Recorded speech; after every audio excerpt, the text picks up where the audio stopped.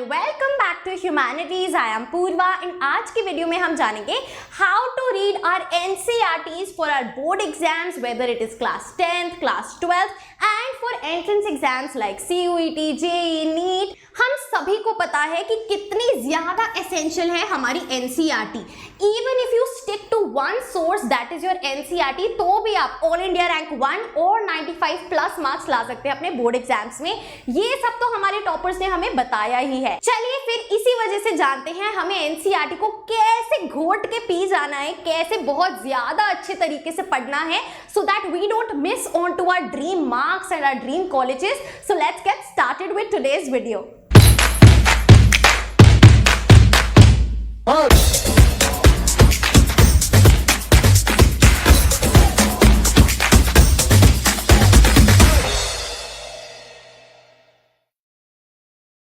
सबसे पहली और बेसिक चीज है that you are updated with the new versions of NCERT. तो न्यू एनसीईआरटीज हैं जो वेबसाइट पे आ चुकी हैं, ncrt.nic.in पे जाके आपको पूरी ही अपडेटेड एनसीईआरटी मिल जाएंगी। दोनों ही बोर्ड्स और सीयूईटी के लिए न्यू एनसीईआरटीज ही रेलेवेंट है। मैं जेईई और नीट पे ज्यादा कमेंट नहीं करूंगी because I don't have much knowledge in that field. तो हमारा बोर्ड्स क्लास 12 की अगर मैं बात करूं तो न्यू एनसीईआरटीज ही आपको पढ़नी है सिर्फ और सिर्फ। डिलीटेड टॉपिक्स जो हटा दिए गए हैं वो नहीं पढ़ने हैं, वो आपको अपनी न्यू एनसीईआरटीज में नहीं मिलेंगे। एडेड टॉपिक्स जो एक्स्ट्रा सीबीएसई के सिलेबस वाली पीडीएफ में गिवन है, ये बोल दिया गया है कि वो एग्जाम्स में नहीं आएंगे। क्लास 12 बोर्ड एग्जाम्स में एडेड टॉपिक्स नहीं पूछे जाएंगे, they are only for reference. ऐसा क्लास 12 पॉलिटिकल साइंस के सिलेबस में मेंशन है, बाकी भी सब्जेक्ट वाइज आप चेक कर सकते हैं। Right, talking about CUET, the only and most essential source is your NCERT. Right, basic जो आपका सिलेबस कवरेज है वो एनसीईआरटी से ही होगा। मॉक्स और प्रैक्टिस टेस्ट बाद में आप कर सकते हैं। राइट, सो अपडेटेड न्यू एनसीईआरटीज को ही फॉलो कीजिए टू अवॉइड एनी कंफ्यूजन।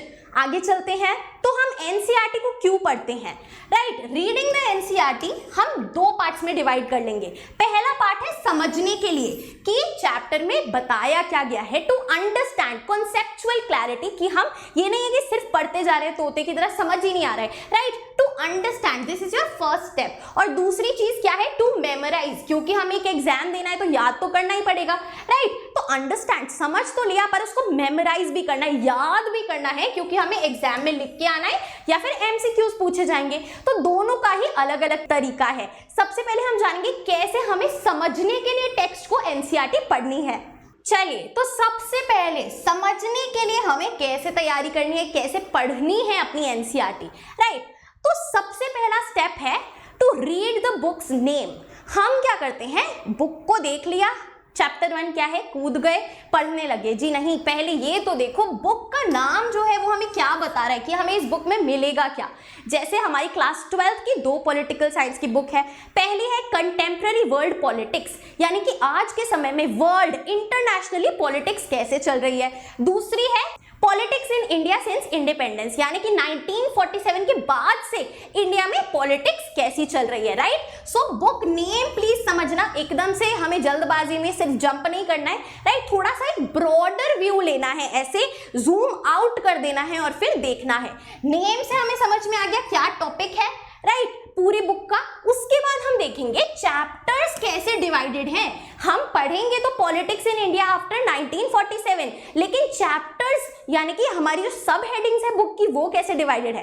पहले हम पढ़ेंगे पार्टीशन कैसे हुआ, उसके बाद हम पढ़ेंगे इलेक्शंस, उसके बाद हम पढ़ेंगे प्लान्ड डेवलपमेंट। राइट, तो ये जो हमारे चैप्टर्स हैं वो इस बुक नेम को एक स्ट्रक्चर देते हैं, फ्रेमवर्क देते हैं, फर्दर डिवाइड करते हैं। तो इससे क्या होता है, हमें समझ में आने लगता है। अच्छा, सो अगर आप बिना पढ़े भी कंटेंट को सिर्फ चैप्टर्स पढ़ लेंगे तो आपको ओवरव्यू मिल जाएगा कि इस समय में जो बुक का नाम है ये सब हुआ, और इसके बारे में फर्दर हम डिटेल में चैप्टर के अंदर सब टॉपिक्स में पढ़ेंगे।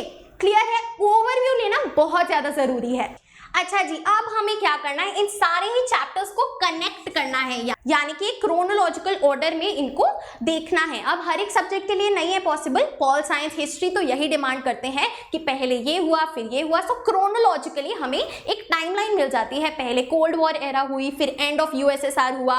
राइट, उसके बाद आपका यूरोपियन यूनियन। सो ये सब एक क्रोनोलॉजिकल ऑर्डर, इसीलिए हमें कनेक्ट करना है चैप्टर्स को। राइट, ओ गॉड, इतनी ज़्यादा ये आई डोंट नो फ्लाइज आ गई हैं मॉनसून में, लाइट जहाँ चलाओ वहीं पे आ जाती है। आई एम सो इरिटेटेड, तो इसके लिए बहुत ज़्यादा माफ़ी आपसे, राइट। आगे चलते हैं। अब जब हमने बुक को कनेक्ट कर लिया है चैप्टर से, अब हम चैप्टर्स को कनेक्ट करेंगे टॉपिक से, राइट। जब हम चैप्टर नंबर 1 पढ़ रहे हैं तो हम टॉपिक्स को एक बार ओवरव्यू लेंगे। चैप्टर खोला, ये नहीं कि पहली लाइन से ही पढ़ना शुरू हो गए, नहीं, पहले चैप्टर को फ्लिप करो, देखो क्या क्या टॉपिक्स है, राइट। टॉपिक्स रीड करो सो दैट आपको अगेन चैप्टर की क्रोनोलॉजी पता चले, सो दैट आपको अगेन चैप्टर की क्रोनोलॉजी समझ आए, पहले ये हुआ फिर वो हुआ। फ्लिप थ्रू द पेजेस, एकदम से बैठ के पढ़ के शुरू नहीं करना है, राइट। सो ओवरव्यू लेना बहुत ज्यादा इंपॉर्टेंट है, राइट। जब आप टॉपिक्स देखेंगे इनसाइड द चैप्टर तो आपको फर्दर अंडरस्टैंडिंग आएगी, अच्छा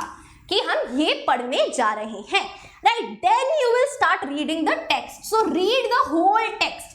अब होल टेक्स्ट से मेरा क्या कहना है, जो आपकी हिस्ट्री बुक्स हैं उसमें आप देखेंगे ब्लू कलर का टेक्स्ट होता है, जो काफी ज्यादा स्टूडेंट्स छोड़ देते हैं। दोज आर योर सोर्सेज, कि हमें कौन सी चीजों से पता लग रहा है जो हम ये पढ़ रहे हैं, right. So those are your important sources, कुछ भी आपको स्किप नहीं करना है, चाहे वो आपके शॉर्ट बॉक्सेस हो, कुछ एडिशनल बाइट्स हो, डिड यू नो हो, कुछ भी है वो आपको बिल्कुल भी नहीं छोड़ना है। You have to read the whole text, right. चलिए, सो जरा देखते हैं अभी तक जो हमने पढ़ा उसको प्रैक्टिकली अप्लाई करते हैं, right. So this is our first chapter, challenges of nation building of political science, book 2, right. अब हमने बुक 2 का पहले टॉपिक देख लिया है कि इंडिया में आज़ादी के बाद क्या पॉलिटिक्स हुई। अब हमें चैप्टर 1 से पता चल रहा है क्या चैलेंजेस थे, क्या प्रॉब्लम्स थी जो हमें इंडिया को एक नेशन बनाने में फेस हुए, राइट। तो अब हम टॉपिक्स को देखते हैं, challenges for the new nation, right. 3 challenges, इससे हमें पता चल रहा है 3 चैलेंजेस थे, राइट। उसके बाद partition, displacement and rehabilitation, process of partition हुआ कैसे, कॉन्सिक्वेंसेस ऑफ पार्टीशन क्या थे। आगे चलते हैं, इंटीग्रेशन ऑफ प्रिंसली स्टेट्स कैसे हुआ, उसमें प्रॉब्लम क्या थी, गवर्नमेंट्स अप्रोच क्या थी, हैदराबाद, मणिपुर, राइट, इन सब का केस पढ़ेंगे। देन रीऑर्गेनाइजेशन ऑफ स्टेट्स,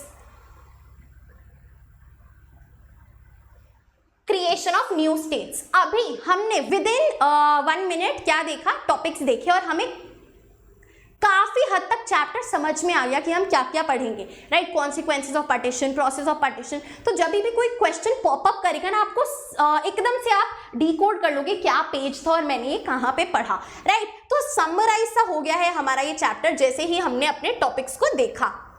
अब यहाँ पे आप एक चीज देख सकते हैं कि टेक्स्ट के साइड में ये इंफॉर्मेशन दी हुई है, even this is important for your CUET, right. Boards के लिए भी इंपॉर्टेंट है, MCQs में कई बार पूछी जाती है, राइट। ये पूरा डिपिक्ट कर रहा है Jawaharlal Nehru speech tryst to a destiny को, right. So these are very important. ये आप देख रहे हैं स्टैम्प्स के बारे में हमें पूरी डिटेल बताई गई है, व्हाट डू दे रिप्रेजेंट। सो छोटे से छोटा टेक्स्ट काफी ज्यादा इंपॉर्टेंट होता है। अब चाहे आपको कुछ एक्सप्लेन करने के लिए ही ना हो, उसको जरूर पढ़ें।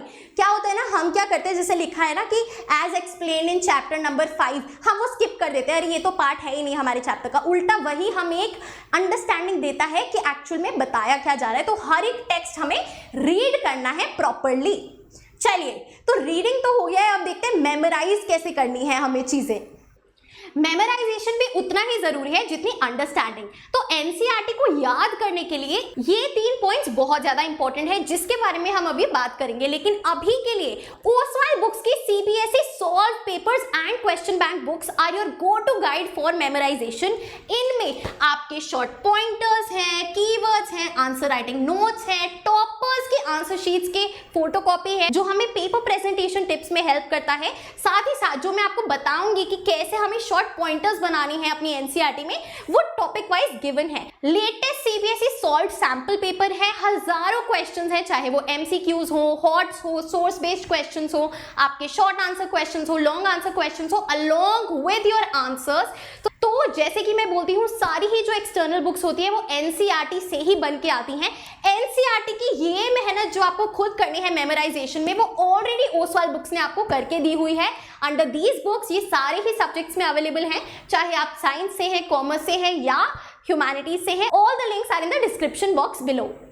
चलिए, सो मेमोराइज करने के लिए हमें कुछ एडिशनल चीजें करनी पड़ेंगी, राइट। रीडिंग हो गई है, हमने सब कुछ जान लिया है, टॉपिक्स देख लिए क्या क्या है चैप्टर में। अब हमें क्या करना है, कीवर्ड्स को हाईलाइट करना है। Highlight keywords, why is this important? क्योंकि यही कीवर्ड्स जब आपको क्वेश्चन में दिखेंगे तो आप उसको कनेक्ट कर पाएंगे कि अच्छा यहां से पूछा गया है। या फिर आपके CUET जैसे MCQ बेस्ड एग्जाम के लिए जहां पे mostly years, places, personalities, right, dates, ये सब पूछा जाता है, वही कीवर्ड्स इंपॉर्टेंट हो जाते हैं और वो आंसर में आते हैं, राइट। सो जहां भी आपको इंपॉर्टेंट कीवर्ड लगे, कोई प्लेस है, कोई पर्सनालिटी है, कोई कॉन्फ्रेंस है, कोई समिट है, कोई ईयर है, राइट, वो सब आप हाईलाइट कर लें, राइट। उसके बाद आपको क्या करना है, अगर आपको लग रहा है कि कहीं पे बहुत ज़्यादा ही कॉम्प्लेक्स टेक्स्ट है, राइट, बहुत ही हॉचपॉच और मुश्किल भाषा में बताया गया है, तो उसके लिए आपको साइड में NCERT के बगल में ही कॉलम्स में ही शॉर्ट पॉइंटर्स बना लेने हैं, ताकि जब भी आप अपनी NCERT पढ़ें तो आप इन शॉर्ट पॉइंटर्स से क्या उस पैराग्राफ में लिखा है वो समराइज कर पाएं, राइट। क्लियर? कैसे? यहाँ पे आप पिक्चर देख सकते हैं, राइट। जो टेक्स्ट लिखा है वो कितना ज्यादा ओवरवेलमिंग लग रहा है, उसी को मैंने पॉइंट्स में लिख के समराइज कर दिया, शॉर्ट पॉइंटर्स, ताकि मुझे याद रहे ये लिखना है आंसर में, इजी हो गया। तो यही आपको करना है। उसके बाद ये दोनों तो चलो NCERT का ही पार्ट है और बहुत ही बेसिक चीजें हैं। अगर आपको एक स्टेप हायर जाना है तो आपको क्या करना पड़ेगा, मेक आंसर राइटिंग नोट्स।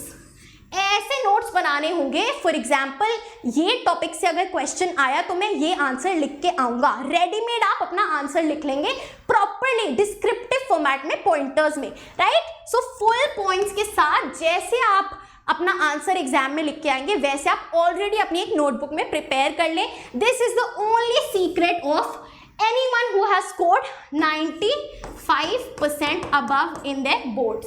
यही सीक्रेट है, यही वो चीज है जो आप खुद की इंफॉर्मेशन पर्सनलाइज करके नोट्स में बनाते हैं, पॉइंटर्स में बनाते हैं और वही सेम छाप के आते हैं अपनी बोर्ड्स की आंसर शीट में। और ये बेनिफिशियल क्यों है? क्योंकि आपको उस टाइम दिमाग नहीं लगाना पड़ता, पॉइंट 1 में ये लिखूं, पॉइंट 2 में ये, पॉइंट 3 में ये। आपने ऑलरेडी एक फ्रेमवर्क रखा है, आप उसको थोड़ा सा एडजस्ट करके क्वेश्चन के अकॉर्डिंग डिलीवर कराते हैं, तो वो टाइम सेविंग भी होता है, राइट। सो मेमोराइजेशन के लिए ये बहुत ज्यादा इंपॉर्टेंट पॉइंट्स है for your NCERT।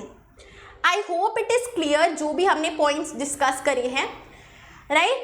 I hope आपको समझ में आया है कि हमें NCERT को कैसे पढ़ना है, right. It is not just a text book, it is everything that you need for your class 12th and class 10th, right. जो आपकी एडिशनल बुक्स होती हैं वो भी NCERT से ही बनी होती हैं। The fundamental source is your NCERT, right. So guys, that is it for our today's video. I hope you liked it, and if you did, please like, share and subscribe to the channel. You are at Humanities. Happy learning. I'll see you in the next video.